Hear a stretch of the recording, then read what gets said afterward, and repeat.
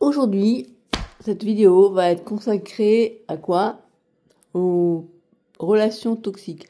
Ou plutôt non, on a coutume de parler des personnes toxiques, mais on ose moins parler des familles toxiques ou des membres toxiques d'une famille. Parce que souvent on nous dit, bon, la personne toxique, bon, on va voir un petit peu ce que ça veut dire être toxique. Mais souvent, la première chose qu'on nous dit, c'est fuyez les personnes toxiques. Ok, ok. Oui, quand c'est une personne extérieure à ta famille, c'est peut-être possible, mais plus facilement que si c'est ton employeur, par exemple, ou si c'est une personne de ta famille. Voilà. Donc, comment on fait dans ces cas-là? Donc, on va parler de ça dans cette vidéo. Alors, j'ai sélectionné plusieurs articles, 3 ou 4, je crois. Voilà. Je vais essayer de faire mon best, de faire un best-of de tout ça. Donc, je vais vous lire certains passages et puis surtout, je vais vous faire une synthèse en fait un petit peu. Donc en fait, ils disent que ouais, on connaît les personnes toxiques, souvent on en parle, hein, je vais voir un petit peu plus ce qu'ils disent pour définir cette toxicité. Souvent, moi de ce que j'en sais, comme ça, c'est une personne qui va être assez négative, en fait, ou avec laquelle on se sent pas bien, on se sent mal à l'aise en fait, et qui ne fait pas du bien. C'est comme ça surtout qu'on le voit quand la personne est toxique.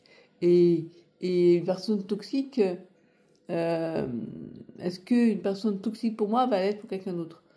Une personne toxique, c'est quand même quelqu'un qui est assez négative. Donc peut-être que si une autre personne est également toxique, elles vont pas, comme on dit entre fous, on se rend pas compte qu'on est fou, quoi. Bref, donc je commence. Que se passe-t-il lorsque la personne toxique se trouve à l'intérieur du noyau familial? Faut pas que je tape ça, voilà.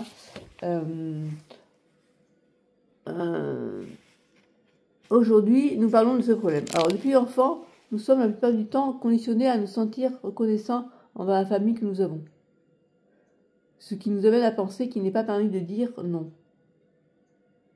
Ce qui est grandement véhiculé par les parents dans leur éducation. Quasi la totalité des parents le font. Alors, ça me fait penser à une vidéo que j'ai vue où il parlait du consentement pour les femmes.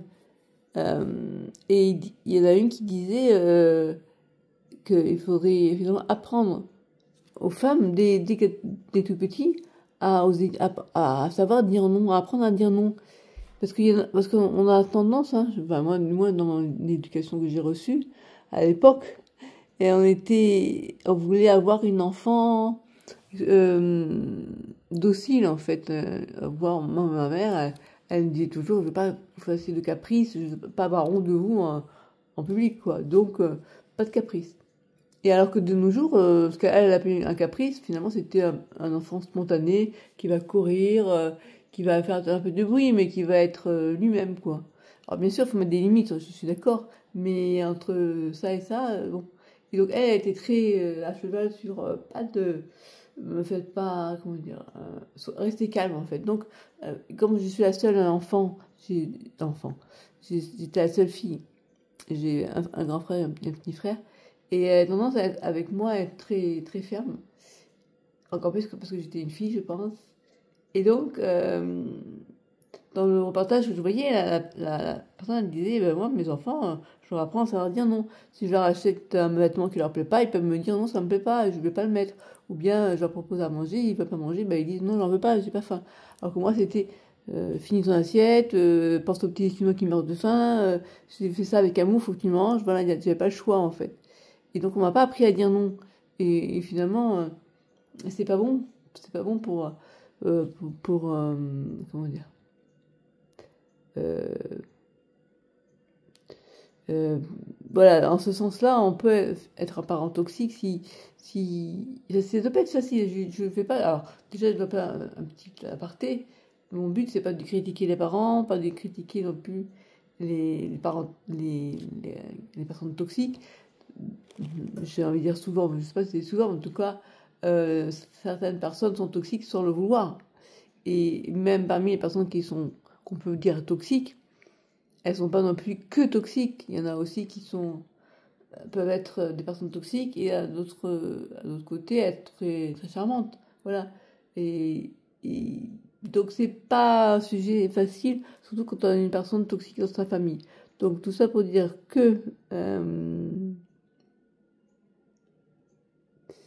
c'est très difficile de dire non à une personne toxique. Parce que, ouais, non, mais tu comprends rien. Enfin, ouais, on en reparlera après. Donc, je continue. Dans le cas où un membre de notre famille est une personne toxique, cela empêche de fixer une limite d'autoprotection. Parfois, nous passons des années à sacrifier notre santé mentale et émotionnelle dans des relations abusives, sous réserve que nous devons le faire parce que ces personnes sont nos proches. Cependant, nous oublions que les membres de la famille ne sont pas toujours des personnes saines. Si ces gens n'étaient pas familiers, nous ne les choisirions jamais pour faire partie de notre vie. D'où l'expression « on ne choisit pas sa famille, on choisit ses amis ». Il est important de noter que chaque famille a ses défis, challenges, avec des degrés différents. Dans les familles toxiques, ces problèmes ne sont pas temporaires et s'accumulent alors avec le temps. Ce sont des relations dysfonctionnelles. Alors, après, il parle de l'influence de la famille sur notre personnalité. Les relations familiales jouent un rôle clé dans la façon dont nous devenons adultes. Lorsque ces relations sont saines, à savoir suffisamment d'amour reçu dans l'enfance, que les parents transmettent une certaine autonomie émotionnelle, alors la personne deviendra probablement adulte émotionnellement équilibrée. De l'autre côté, dans les familles où il y a de nombreuses disputes, violences verbales et physiques, mauvais traitements et autres types de maltraitance, il est inévitable que la personne qui a été exposée à cette dynamique néfaste devienne elle-même dysfonctionnelle. Après, on peut aussi gagner en maturité et puis sortir de ce schéma-là. Une fois qu'on est sorti de l'emprise, j'ai envie de parler, on se rend compte et on peut y faire face. Et on va pas forcément devenir toxique à son tour. Voilà, c'est ce que je voulais dire. Faire partie d'une famille toxique peut avoir de nombreuses conséquences psychologiques. Alors ici, l'anxiété, la dépression, le stress, la panique, trouble de la personnalité, dépendance émotionnelle, sentiment d'infériorité, faible estime de soi, difficulté à résoudre des conflits. Alors maintenant, comment identifier une famille toxique? Alors oui, ils disent que la première étape pour bloquer cette dynamique est de savoir reconnaître si vous en êtes victime. Pour une famille soit considérée comme toxique, au moins un des facteurs ci-dessous doit être présent. Donc je vous cite, vous vous sentez invisible, vos besoins sont négligés et votre opinion ne compte pas. Vos parents n'ont pas le temps d'être avec vous et vos frères et sœurs non plus. Personne ne semble se soucier de ce que vous faites ou de ce que vous ressentez. Vous vous sentez isolé, seul, insignifiant. La communication ouverte et sincère n'existe pas. Bon, à mon avis, il faut aussi ces schémas très négatifs. Je pense que moi, je sais qu'à un certain moment, je ne sentais pas. J'aurais voulu plus d'attention de la part de mes parents. Ça ne veut pas dire qu'ils étaient totalement maltraitants, parce que je dis. Et voilà. Bon, après, vous vous sentez sous pression. Ressentez-vous une énorme culpabilité, même lorsque vous savez que vous ne faites pas d'erreur? Sentez-vous inutile? Vos parents exigent-ils toujours que vous soyez le meilleur dans tout ce que vous faites? Alors ça, ma mère était super perfectionniste. Quand je lui disais, maman, mais tu connais l'expression, comment c'était déjà l'important, c'est de participer. Non, non, non, c'est de gagner. D'accord. Vous sentez-vous seulement aimé par vos parents lorsque vous faites ce qu'ils veulent? Si la réponse est oui, votre famille met probablement toutes ses attentes sur vous, ce qui est un comportement toxique. Ouais, ils auraient tendance à parentifier les enfants, hein, c'est-à-dire que on fait porter sur les enfants souvent des choses qui ne sont pas forcément à leur charge, quoi.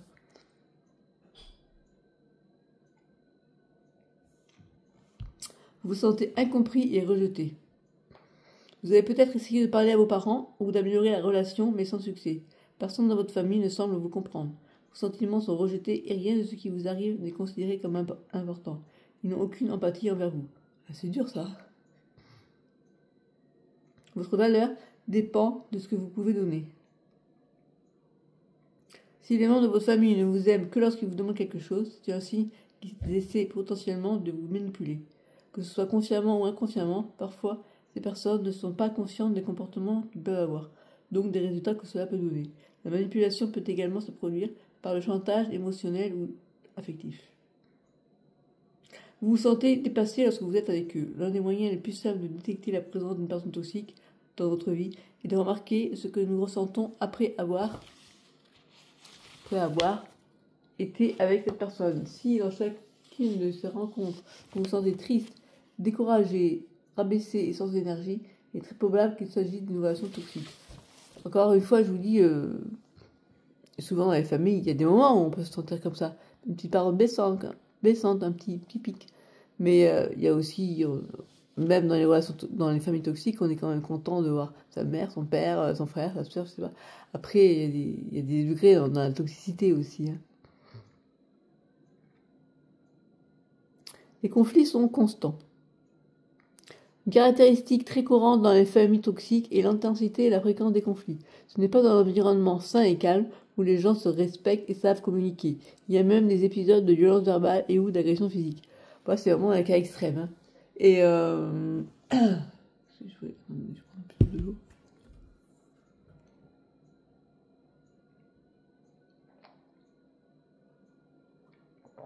Je pense que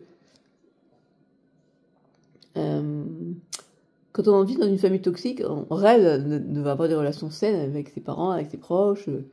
Mais des fois, on ne sait pas. Comment dire, on ne sait pas comment faire parce qu'on n'a pas été habitué à ça. Et puis il y a des fois aussi où c'est une personne seulement qui est toxique dans la famille. Et elle a l'air de mettre la zizanie avec tout le monde. Ouais, un tel a dit ça, et puis c'est le bordel, quoi. Et donc, après, on va parler de comment se protéger des personnes toxiques.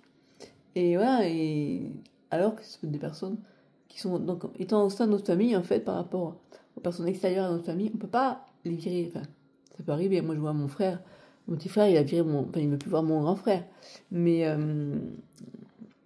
peut-être qu'on peut trouver une solution pour rester en contact, soit pour autant, comment dire, voilà, briser, arrêter, rompre les ponts, couper les ponts. Donc on coupe pas les ponts, mais on arrive à se protéger et à éviter leur dire stop, quoi. Bref. Alors comment limiter l'impact des relations toxiques dans sa famille? Mettre fin à une relation toxique avec un membre de la famille n'est pas facile, car il n'est pas toujours possible de s'éloigner. Cependant, il est possible de changer votre façon d'agir afin que votre famille ne vous fasse plus de mal. Alors, il donne des conseils. Ne vous attendez pas à des changements. Il est impossible de raisonner avec une personne toxique. Ça, c'est sûr. Lorsque l'autre est incapable de reconnaître ses erreurs, la manière d'agir ne changera rien. C'est donc vous qui devez changer votre façon de réagir. La bonne nouvelle est que si vous changez, toute la dynamique sera différente. Ainsi, vous devez décider de ce que vous n'acceptez plus et rester ferme dans vos convictions. Je ne donne pas d'exemple, c'est dommage. Oui, on explique à l'autre nos limites. Mais par exemple, si la personne, elle nous dit « Ouais, t'as vu un tel... » Il n'est pas rentré dans son jeu. Ah oui, t'as raison. Hein. Et si on rentre pas dans son jeu, il va dire « Ouais, non, mais toi, t'as rien compris. » Ou ah, « On se comprend pas. » Ou alors de toute façon, évidemment, tu penses toujours... Tu es avec l'autre. Mais non, c'est pas parce que je suis pas d'accord avec toi que je suis avec cette personne-là. J'ai juste le droit de ne pas être d'accord avec toi, sans pour autant qu'on se chamaille. Si, non, tu comprends rien. Voilà. C'est pas simple. C'est pas simple. Bon, je continue. Soyez positif. Les personnes toxiques sont très critiques et négatives. Cela finit par consommer beaucoup d'énergie chez les autres. Si cela vous arrive, chaque fois qu'un membre de votre famille toxique, critique ou devient négatif, changez le sujet. Parlez de choses amusantes. Répondez-lui toujours en soulignant le côté positif de quelque chose. Si vous maintenez ce comportement plusieurs fois, cette personne réalisera avec le temps que vous n'entrez plus dans son jeu. Ouais, mais ça va pas être simple à mon avis. Parce que... voilà, c'est ouais, de toute façon, tu comprends rien. Mais non, mais qu'est-ce que tu dis? Ouais, bon voilà. Après, il faut se protéger des personnes toxiques, des personnes négatives. Dans ce cas-là, le mieux, c'est à mon avis, hein, les fréquenter le moins possible. Et puis peut-être aussi, quand ils disent du blabla négatif, laisser passer, quoi. Ne pas répondre. Ou juste dire, je suis pas d'accord avec toi. Ah bon, comment ça, pas d'accord? On va pas débattre plus parce que tu sais que C'est pas facile, on peut pas dire à quelqu'un il est toxique ou il est négatif. Oh, tu es toujours négatif ce que tu dis. C'est difficile hein, quand c'est quelqu'un de la famille.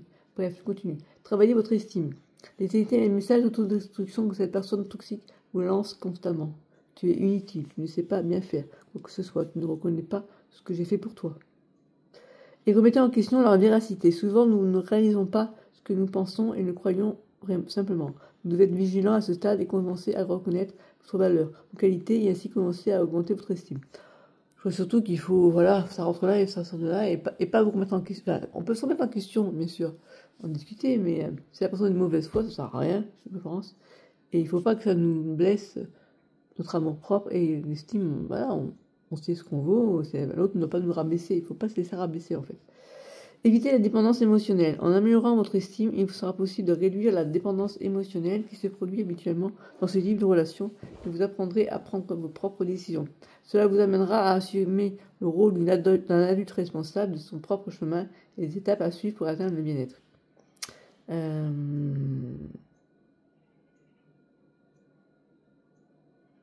Ouais. Affirmez-vous. Apprendre à dire non, à fixer des limites et de les défendre de manière claire et directe. Nous ne devons jamais cesser de dire que quelque chose nous dérange, par crainte des conséquences. Ouais. Mais ça encore, c'est pas facile. Demandez de l'aide. Si cela peut paraître compliqué, donc dans un premier temps, de prendre contact avec un professionnel. Demandez de l'aide à un proche dont vous avez confiance. Prenez ensuite contact avec un psychologue. Par exemple, spécialisé dans les thérapies familiales afin de vous aider à comprendre ce qui se passe dans votre environnement familial. Ce que vous pouvez faire pour améliorer la cohabitation. Voir si besoin dans les cas extrêmes, vous aider à vous éloigner définitivement de votre famille. Ouais, dans les cas extrêmes, on est bien obligé de couper les ponts. Alors, qu'est-ce qu'ils disent de plus? S'éloigner des personnes toxiques qui sont dans la famille. 5 façons, alors là c'est un autre article je crois, 5 façons de faire face à des membres toxiques de la famille. Il dit s'éloigner des personnes toxiques, ok. Alors il dit s'éloigner des membres de la famille. Peut-être une décision difficile, mais nécessaire, pour préserver sa santé mentale et émotionnelle.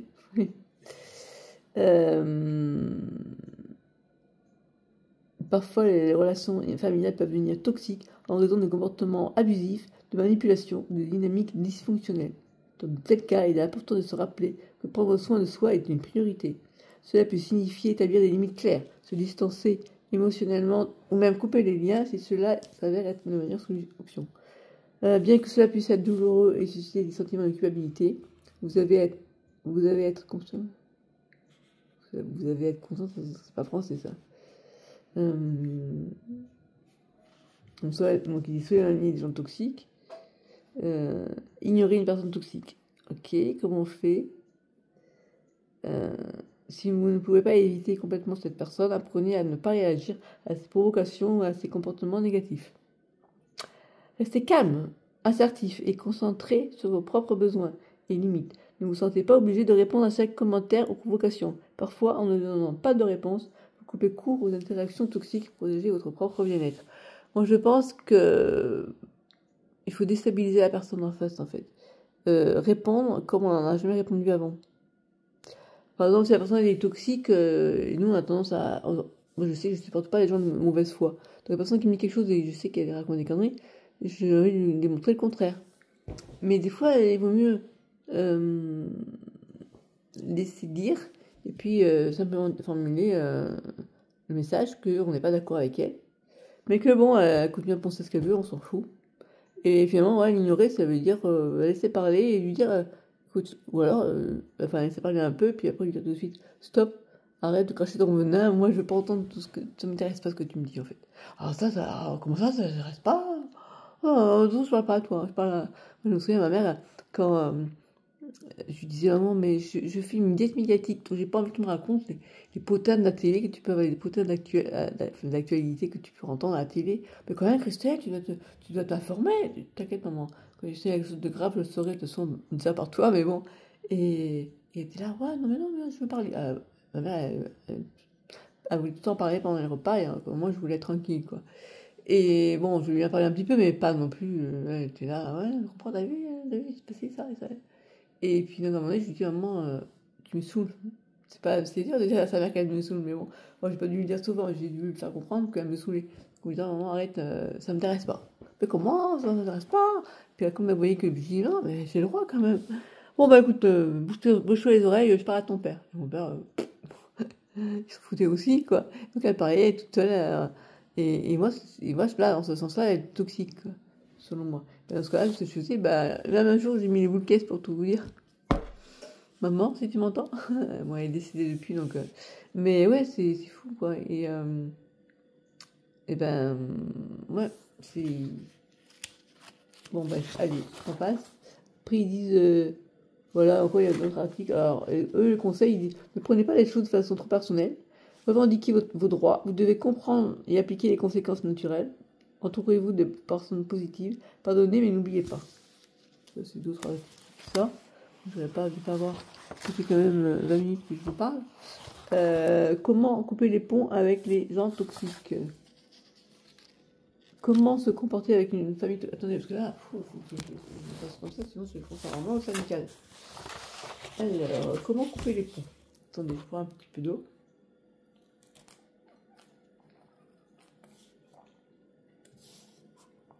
Si le sujet vous intéresse, n'hésitez pas à me dire. Je ferai d'autres vidéos. Parce que je connais bien le sujet. Donc ils disent que couper les ponts, finalement, c'est parfois nécessaire pour préserver sa santé mentale et émotionnelle. Encore une fois, à mon avis, l'objectif c'est vous protéger, pensez à vous, quoi. Tant pis si ça fait partie de la famille, bah, ma foi, ne choisis pas sa famille, comme on dit. Donc la première étape consiste à être conscient et à accepter que la relation est toxique et ne peut pas être réparée. Ensuite, il faut établir des limites claires. Je vous fais un résumé. En communiquant de manière ferme et polie, que vous ne souhaitez plus maintenir de contact avec cette personne. Après, quand c'est sa mère, c'est un peu compliqué quand même. Hein. Maman, c'est moi qui me saoule, faites la vie, moi la mienne, et basta. Bon. Encore plus quand on est musulman.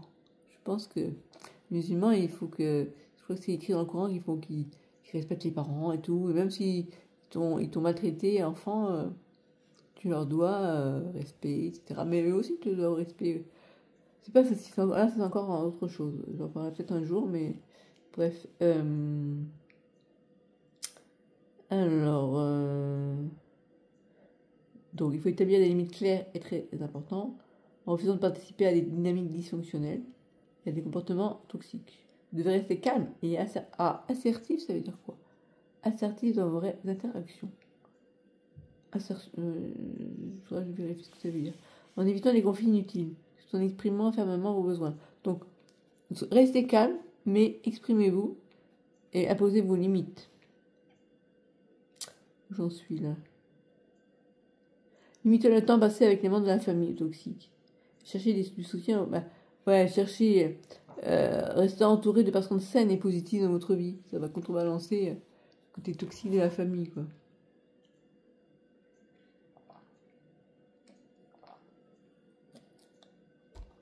Comment se protéger d'un membre de sa famille?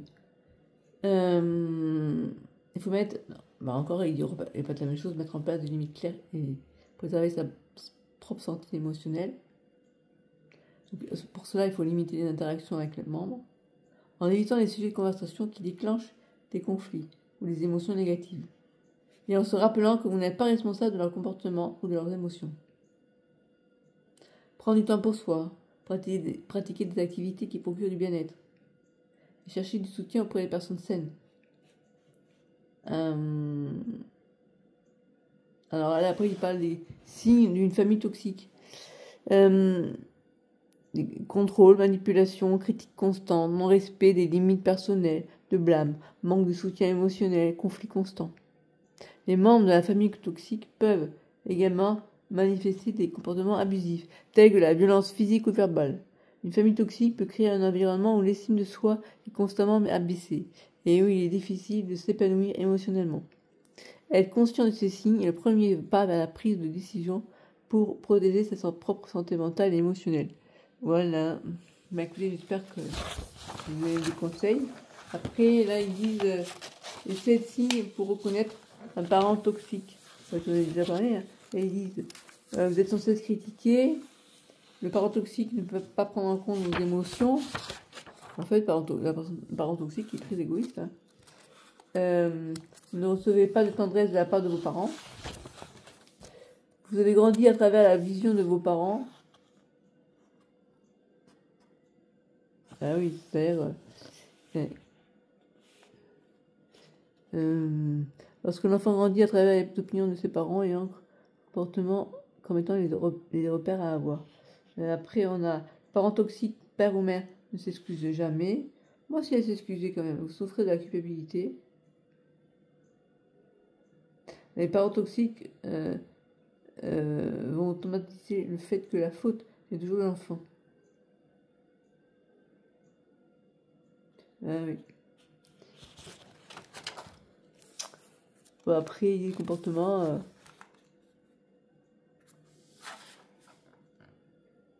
tous les comportements alimentaires, dépression, les tocs, crise d'angoisse. Comment se libérer de l'emprise parent toxique? Là, ils disent demande du temps, il faut un réel investissement émotionnel et beaucoup d'indulgence envers vous-même. Pour couper les ponts avec des parents destructeurs, il faut carrément avec des destructeurs, il faut dans un premier temps prendre conscience de la toxicité de ces salariés, d'abord prendre conscience qu'ils sont toxiques. Ça, c'est possible quand on s'échappe de leur emprise. Moi, je vois tant que j'ai vécu avec mes parents, mais j'avais conscience comme que certains égards étaient toxiques. En même temps, j'avais qu'eux pour vivre, quoi. Et ils étaient aussi, je les aimais, bien sûr, je les aime toujours. Même s'ils sont toxiques, c'est compliqué, hein. Mais oui, même les enfants maltraités, ils aiment leurs parents. Mais là, je dis pas que c'est maltraité, mais les parents toxiques, ils peuvent faire du mal, hein, sans le vouloir. Et je pense qu'elle n'a pas voulu. Mais bon, à certains égards, elle était toxique. C'est pas facile de dire que sa mère est toxique.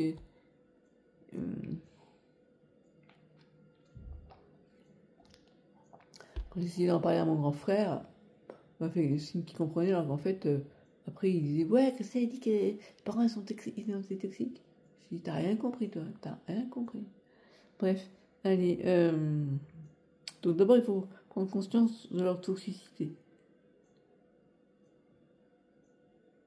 Il faut apprendre à exprimer ses propres besoins, parce que souvent, le parent toxique, même la personne toxique, elle est très égoïste, finalement, elle pense à ses besoins, mais pas aux nôtres, quoi. Et si jamais on veut penser aux nôtres, elle nous culpabilise de penser à nous, ouais, t'es égoïste et tout ça, bref. Parce qu'ils veulent qu'on s'occupe que d'eux, finalement. Donc il faut mener ses besoins. On peut aussi prendre du recul, donc déménager. C'est sûr que... Bon, moi, je savais, quand j'étais avec ma mère, je me disais, la seule chose qui pourra me stopper cette fusion, c'était quand même fusionner avec ma mère, ce sera la mort. Et ben voilà, c'est ce qui s'est passé. Et je me suis dit, si jamais elle était morte à 80 ans, j'aurais été comme... il y a eu un article où il y avait deux sœurs de 60 ans, ils ont retrouvé dans une maison avec la vieille mère qui avait 80 ans et qui était plus ou moins maltraitée par la vie.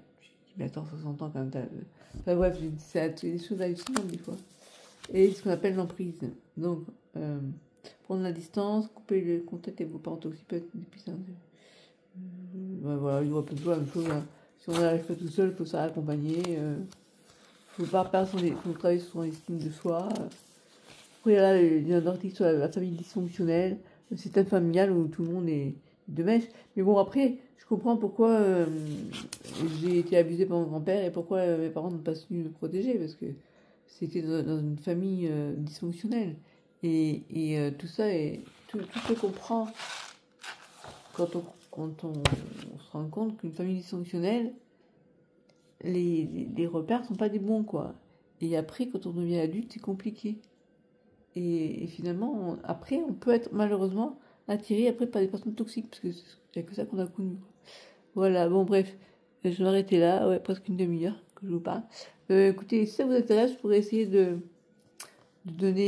prendre un exemple d'une relation toxique et de voir comment on peut interagir avec une personne, comment on peut surmonter les conflits pour éviter que ça pète entre...